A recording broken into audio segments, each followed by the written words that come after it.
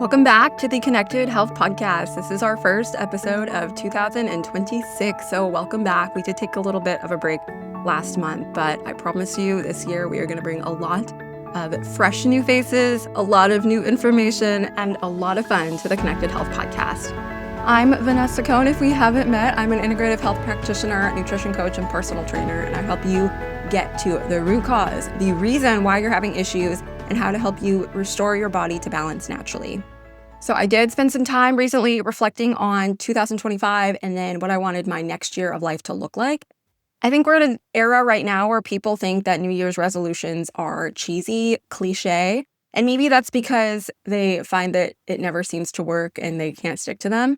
I personally have been one of the people who doesn't do resolutions anymore, but I really like to stick to New Year's goals, and I like to set goals for every single area of my life. Some people like to choose a word of the year or a phrase of the year to really center the theme of their next year and put some thought into that. If you don't plan to make any changes or goals or even resolutions in the new year, I'm hoping this episode changes your mind. So this episode's topic is New Year's goals. It's goal setting for the new year.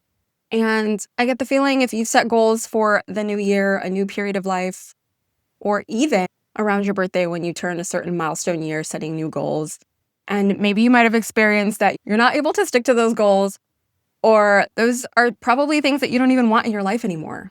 I want to let you know that you're not alone in that. You're not alone in failed goals. You're not alone in not being able to reach the goals you set for yourself. But the statistics say that 80% of New Year's resolutions fail by February. And one of the key problems with that is that your goals are too vague. Let me give you an example. You set a goal to lose weight. Okay, well, how much weight and by when and how are you going to accomplish that goal? The goals that you set are clear on who and what and where and why and how and so on. You need all of those details to give you specific direction and strategy when it comes to setting your goals. Another problem with why New Year's resolutions fail is that people have this mindset that you have to get it all right the first time. And once you fail, you completely scrap everything and you just think that you can't do it. That's called an all or nothing mindset. You're either all on or you're either all off, and there's nothing in between. When in reality, life operates a lot in the gray. And the habit of consistently choosing to do one thing over and over and over again can exist in the gray. Let's say you have a goal of walking 10 minutes every single day, first thing in the morning, and you do that 5 days a week. I would personally say that's still pretty consistent, but if you beat yourself up over those 2 days where you weren't able to walk and then you decide to quit, that is a waste. That is wasted potential. You are not a complete failure if you missed 1 or 2 days of a goal or a habit. You just try again the next day or the next moment that you have. This all or nothing mindset, I think, is something that we need to leave in the past. Another reason that most goals fail is that your expectations are unrealistic. Maybe you set a goal of going to bed at 9 p.m. every night, even though you have an active social life and a lot of responsibilities. That's a great goal, honestly, because it helps you out and get better sleep and improve your health overall. But is that a realistic goal given your life circumstances? Is it realistic for you to go to the gym every single day when you have kids at home that you are taking care of?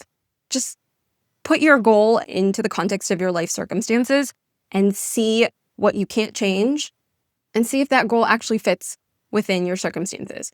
So with those 3 big problems in mind, it's not that you can't reach your goals, it's that you're missing systems. You're missing systems for how to make your goal achievable. You're missing your mindset component as well. Because if you just rely on motivation is fickle. I believe we've talked about this in episodes before, but motivation is not always going to be there for you.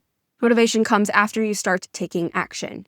Because if you do the thing, no matter how hard it is, you're going to feel a sense of accomplishment and reward, and that's going to spur the motivation on. Let me just say, motivation is not your friend. It's not always going to be there for you. It's pretty flighty. So rely on facts. The fact that you have this goal. Don't rely on your feelings. You're not always going to feel motivated. You're not always going to feel good. But that doesn't change the fact that you set this goal for yourself and that you need to take steps to achieve it. So for you, I want this to be the year that your goals don't fail. I'm going to help you set up your goals in a way that they are achievable for you today in the season of your life. So those are reasons why most goals fail. Now let's break down the psychology of goal settings. So we've talked about habits. And if you are not familiar with that, I did a whole series on habits. You're going to want to look that up. It's going to be episodes 5 through 7 on the Connected Health podcast, how habits are formed and how the brain works with them. But let me just give you a quick summary. So the brain responds to goals with dopamine. If you do something that is a good action step for your goal, your brain will reward that. And with more reward and the release of dopamine, you're more likely to continue that habit and action to get you closer to your goals. So I'm going to talk to you about setting SMART goals. So when I was in college, I was a youth mentor and I ran the mentoring program for a little bit. And we had our other mentors teach their students how to set SMART goals. So SMART is an acronym. It starts with specific. Whatever your goal is, make it specific. If it's a weight loss goal, I want to lose 15 pounds by summer. Or if you want to add 15 pounds to your back squat, you want to be able to run a 5K without getting tired. You want to be able to fit in an old size pair of pants, anything specific. The next part is measurable. So you do have a number in mind of 15 pounds lost or add 15 pounds to your back squat. So that is part of the measurable component, but you want to be able to measure that throughout your progress towards the goal. Maybe it's going to be, for the back squat example, maybe it's adding a pound a week for so long until you hit your goal. Maybe you're going to test at the end of every month to see how much weight you've added to your back squat.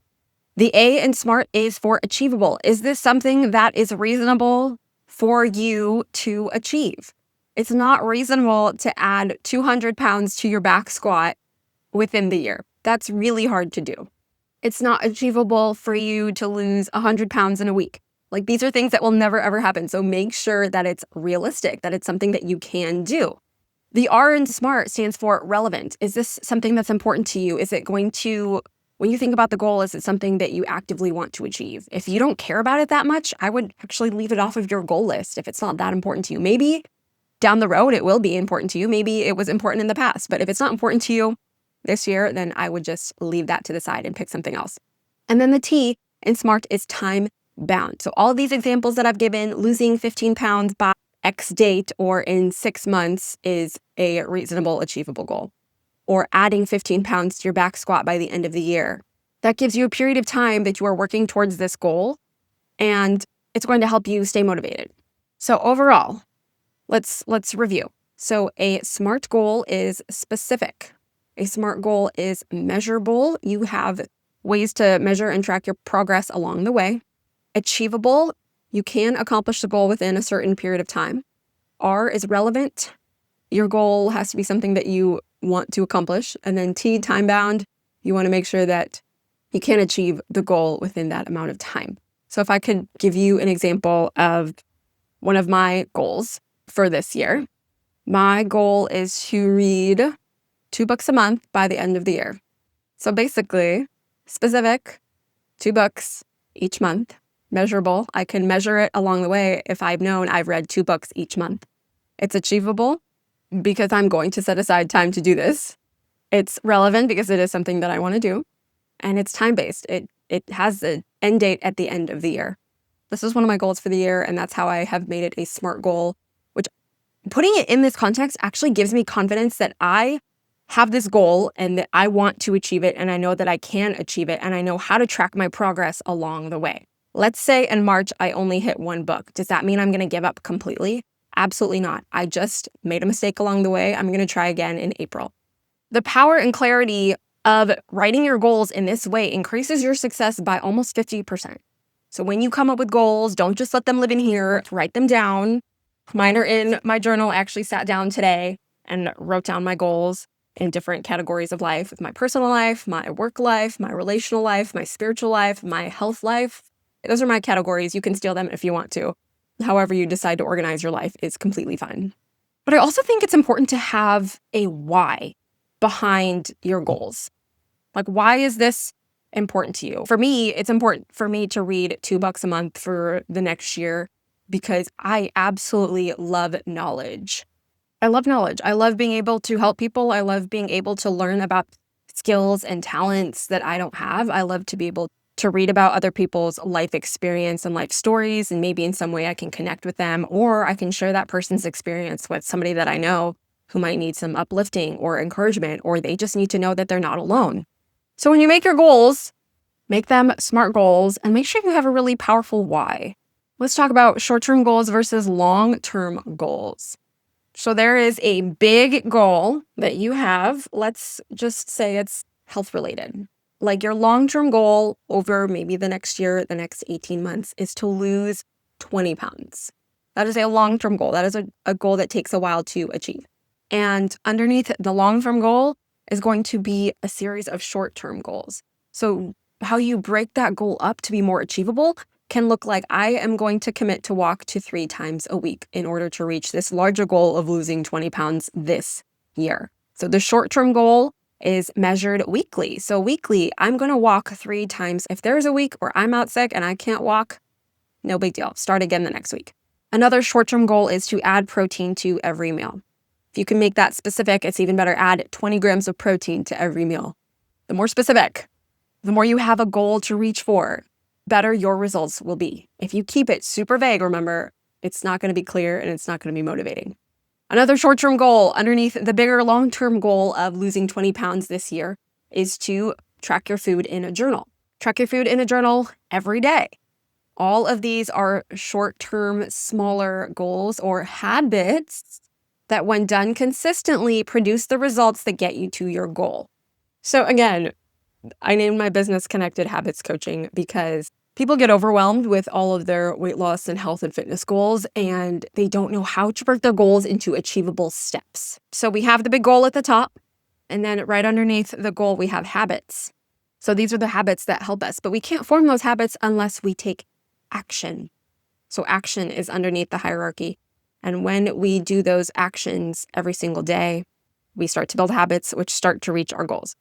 So goals break down into habits, which break down into actions. And then below actions, we have choices.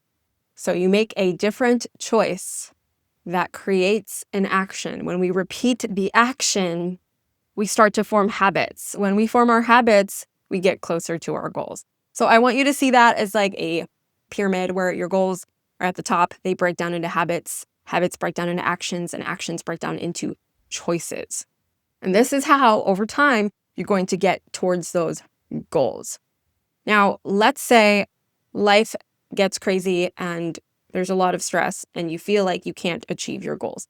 This does happen where stuff hits the fan and life just can be too much to bear. And this is where I tell my clients is to come up with 3 non-negotiables. So these are the 3 things that you will do every single day, no matter how crazy or busy life gets.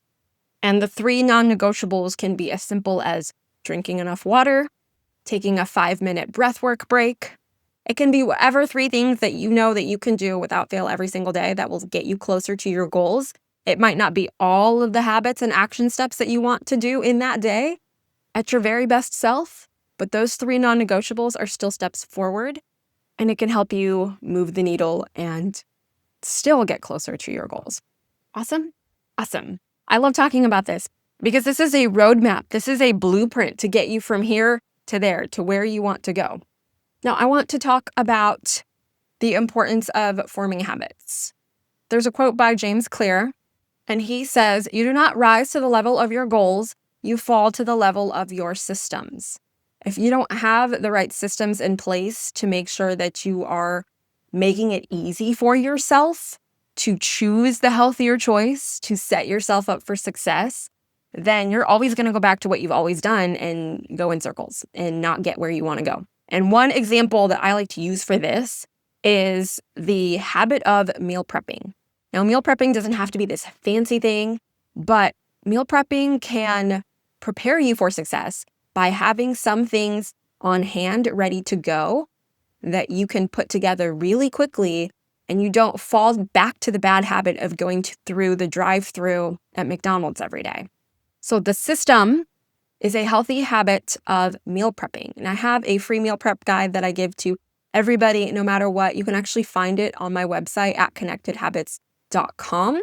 You scroll to about the middle of the page and you're going to see this form. You can just fill out your information and I'll send that right to you. There'll also be a link at the bottom of this episode that you can just grab that resource yourself. It breaks down meal prep into 3 simple steps so that you don't have to struggle with what you're going to eat. You don't have to open your refrigerator and stare at the contents trying to throw together a last-minute meal.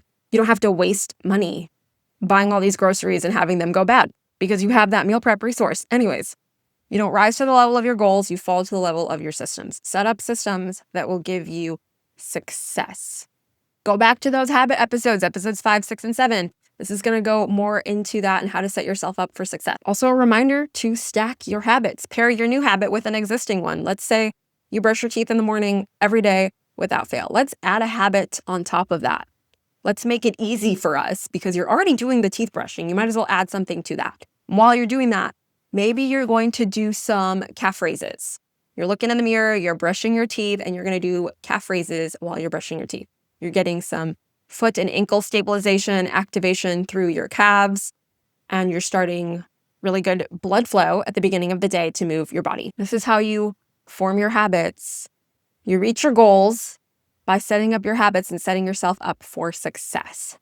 If you don't know how to do that, if you don't know where to start, this is where an accountability partner, a coach, a friend, a mentor can help you with this. Start with opening up the conversation, really writing down what you want to accomplish in the next year or by a certain period of time.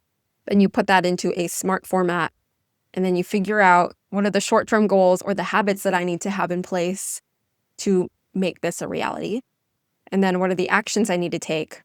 And what is the choice I need to make for this to happen? I know we're all pretty ambitious people and we want big things for ourselves because we deserve it. But the number one thing that gets in the way is called self-sabotage. We sabotage ourselves from getting what we want through different things. We've talked about limiting beliefs before and what our inner dialogue looks like, but that can basically mean somewhere deep inside of us, there is a voice of self-sabotage or a part of us. Go back to that parts work episode that wants to protect us from failure or rejection or the inability to actually be successful. And that voice can sometimes sabotage our progress. It might be a voice that says, you're not really worthy of having this thing. If you make this change, people will see you more, and that's a little scary. Or maybe it's a voice that will confirm passively your past experiences that I can't stick with this. I will never achieve this goal. I've never done this before. It's going to be too hard. Or I've tried this before and it never worked. And there are just old ways of programming, old thought patterns, and old biases that will hold us back. And I want you to watch out for that because they are going to come up. You can organize your goals and your habits perfectly like a SMART goal, but if you have these existing limiting beliefs in your mind, they will come up and they will come get you. So we have to plan to combat that as well. So when you're planning out your goals, I want you to replace some of those negative limiting beliefs with a positive affirmation. So for example, instead of saying, I never stick with anything, say, I am becoming consistent day by day. So you're scrapping the old mindset and thought patterns and you're replacing it with a new one. I am becoming consistent day by day, or I can try again next time. We've talked about the part of our brain that looks out for familiarity, the reticular activating system. And basically what you focus on expands. You focus more on negative things, you're going to see a more negative outlook in life. If you focus on positive things and expectation and growth and success, your whole mindset is going to orient towards that, and it's going to cause you to recognize the times that you were successful in completing a habit, and you're going to reward yourself even more. So we want to retrain the brain to reward ourselves for doing the things that we say we're going to do. Now, that doesn't mean you're going to be perfect. You will probably mess up. You'll probably miss a day. You'll probably miss a couple days in a row, but that's okay. If you dwell on the negativity of where you missed the mark, you're definitely not going to reach your goals because you will have sabotaged yourself. So program your mind towards the outcome that you want. I don't care how cheesy it sounds or cliche it sounds. This stuff works. It works. So whatever you need, create a vision board with real pictures of things that you want, of emotions that you want, of feelings you want to have, of an outcome you want to have. Create a vision board. Maybe you're going to put it up on your wall or look at it frequently. Maybe it's the background of your phone. So every time you unlock your phone, you see the possibility and potential of the life that you deserve. Affirmations, put them where you can see them. Put them on the background of your phone. Put them on a sticky note around your house. Maybe by the coffee maker every day. Just repeat these affirmations. Once you have them embodied and ingrained with you and really deep down into your belief system, add a new one. Add a new affirmation. Change them up. Another thing that helps with self-awareness and connection of the inner and outer worlds is journaling. I have journaled for many years, probably since my emo preteen years, and I've kept every single journal that I've ever had. So I have a whole big storage container of journals in my closet, and it's been so great to just reflect on my own personal history and see the growth. Right now, it helps me to see where I was back then and where I'm heading in the future and how I've grown. And it doesn't have to be like an everyday journal 20 minutes thing, but check in with yourself. Like sometimes we get so caught up with this external world and the pressure of other people's expectations and performance that we don't even see how we're doing internally on the inside. And you cannot change from the inside out without connecting your inner world and your outer world. Like you just have to be aware of that and reconcile those two things. These are your rewiring practices. Write it down. Get it out of your brain and onto paper. Talk out loud if you have to. There's nothing wrong with talking to yourself. It's good for you to see things and repeat things if you want to change those things. Let me get you a very personal story of mindset and belief work. So I was a very negative person for many years of my life. Constantly self-deprecating. There was a lot of self-hatred. There was a lot of low self-esteem. There was a lot of, I can't do this. I suck. I'm fat. I'm a loser. I'll never be anything. And these messages would take over my life. And for years and years and years, I didn't get anywhere. I wonder why that was. I was in almost like a program death loop of just negativity and stagnancy. Like I was never going to get out of that unless I decided to make a choice and get myself out of that. And once I started seeing the possibility and outcomes and started trying new things and found some success at it, I started to slowly get out of that mindset loop of, oh, I tried this new thing and it went okay. I can do it again tomorrow and I can get better at it. And this is the process. So if you do find yourself stuck in that negativity mindset, you absolutely can get out of it. But you have to practice. You have to practice and rewire your brain and say the affirmations and do the journaling and visualize, constantly visualize it. There's studies of Olympic athletes working on visualization with their coaches. Visualize yourself crossing the finish line or up on the podium winning the gold medal. Like the visualization internalized into their bodies, into their cells, help them to perform better when it came time to compete.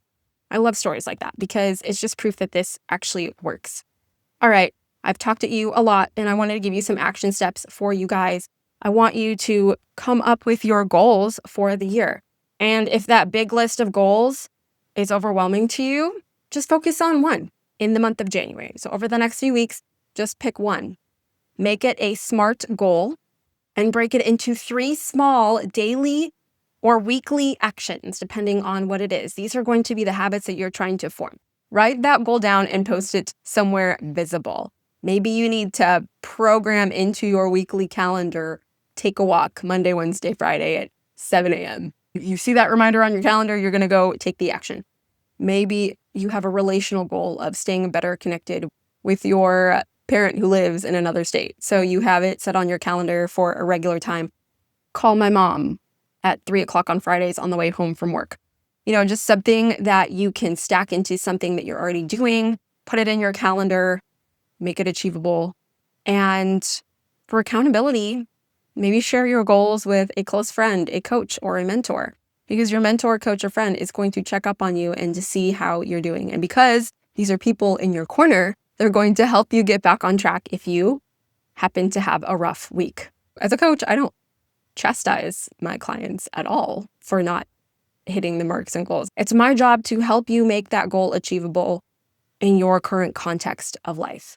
It's so important to have a support system. Here's how you stay on track with how you're progressing towards your goal. Depending on the goal, check in with yourself weekly. How did it go this past week? Was I able to go for that walk all 3 days? Oh no, I missed today. What happened there? Let's analyze that and see if we can make any changes to make it more achievable. By checking in every week, you can identify roadblocks or obstacles that keep getting in the way. Maybe you're trying to take that walk 3 days a week, but the same thing keeps coming up as a roadblock.